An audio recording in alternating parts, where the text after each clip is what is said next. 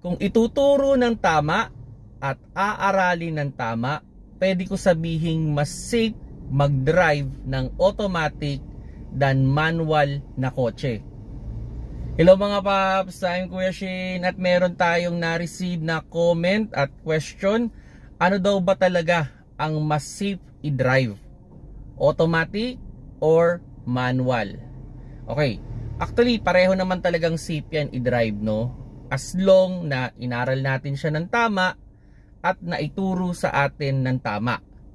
Pero yon, in terms of safety, no, ano ba talaga yung mas safe? Yon, para sa akin nandun ako sa side ng automatic. Isa sa mga reason ko dyan is hindi mo na kailangan mag-isip ng cambio. Then, hindi mo na kailangan mag-isip sa pag-apak ng clutch. Wala ka nang worry na mag-o-off yung makina. Wala ka nang worry kung tama ba yung cambyong ipapasok mo. Kung titignan natin, pag nagdadrive tayo ng manual transmission, usually yung isang kamay natin ay nasa steering at yung isang kamay naman natin ay nasa cambio.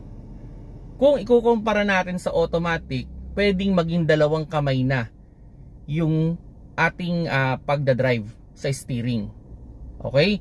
So, ibig sabihin, mas makokontrol natin yung ating sasakyan kasi dalawang kamay na yung ginagamit natin. Now, sa pedal naman.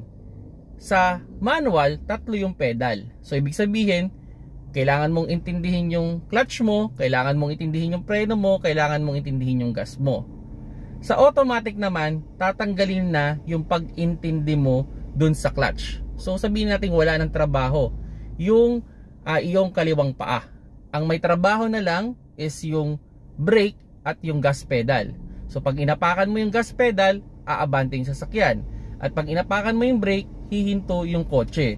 So kung titignan natin, yung sasakyan na yung tumutulong sa atin para mas mapadali yung pagdadrive natin. Now, kung sakaling mas delikado bang mag-drive ng automatic, yes, mas delikado siya kung hindi tama yung understanding natin o hindi tama yung way natin ng pagdadrive sa kanya. Ang isang advantage lang na nakikita ko sa manual transmission is pwede mong gamitin yung inyong clutch para hindi mabigyan ng power yung ating gulong. So yun mga paps, no, sana nakakuha kayo ng konting idea kung ano bang mas safe, manual ba or automatic transmission na kotse.